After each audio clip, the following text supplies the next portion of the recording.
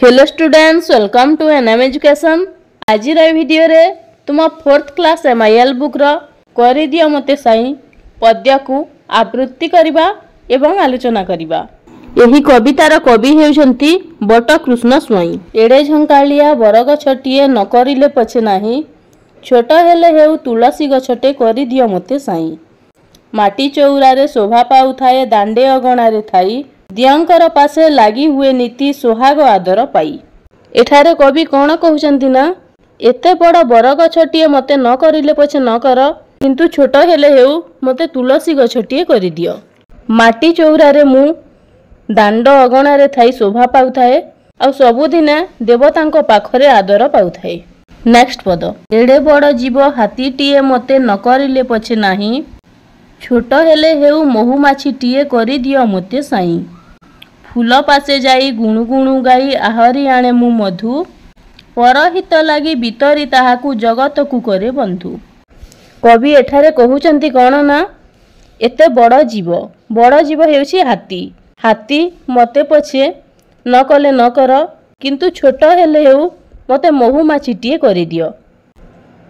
महुमाछी कौन करंती ना, फूल पाखकु जाईकी गुणु गुणु होई गीत गाईकी महु संग्रह करंती ओ परहितरे बांटी देई सारा जगत को बंधु करि दियंती।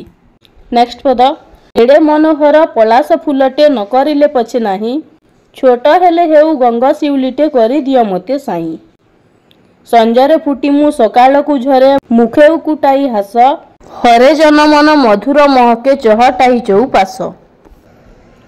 तेबे पिला माने तुमे माने तो पलास फूल देखिथिबो, केते सुंदर नाली रंगर ओ केते बड़ फूल, किंतु गंगा शिउली फूलटीए ता तुलना रे केते छोट एवं एहा संजरे फुटी सकाळे झड़ी जाई थाए, तथापि से ता मधुर सुबासरे समस्तଙ୍କ मन को मुग्ध करि देई थाए ओ चतुर्दिग को महकाई देई थाए। तेणु कवि कहउचंती जे भगवान तांको सुंदर पलास फूलटीए न करी छोट गंगा शिउली फूलटीए करि दियंतु। नेक्स्ट पद, एडे सुविशाल सागर पछके न करिले मते नाही, छोट हेले हेउ टिकी झरणाटे करि दियो मते साई। कुलु कुलु गीत गाई दिवानिसी डेई केते गिरी बन, बितारी शीतल मधुर जल मु तोसुथिबी जन मन।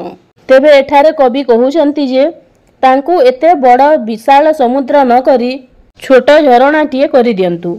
काहेकि ना तुमे माने जानिथिबो, समुद्र एते विशाल हेले मध्य समुद्रर पानी कौनसी कामरे आसी न थाए किंबा कहारी शोष मेंटाई न थाए, किंतु छोट झरणाटी कुलु कुलु गीत गाई पर्वत और वन मध्य देई बही जाई थाए एवं झरणा तार मधुर और सुशीतल जल दान करी लोकंक मन को संतुष्ट करी देई थाए।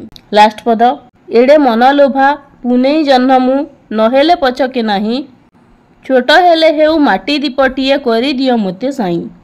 जली जली जाऊ सलिताटी मोर अंधारे आलोक देई, परहिते जिए जीवनटा दिए जगत रे धन्य सेई। एठारे कवि भगवान को प्रार्थना करी कहउचंती जे एते सुंदर मनलोभा जन्म मुटिए न करंतु पछके छोट माटी दीपटीए तांकु करि दियंतु।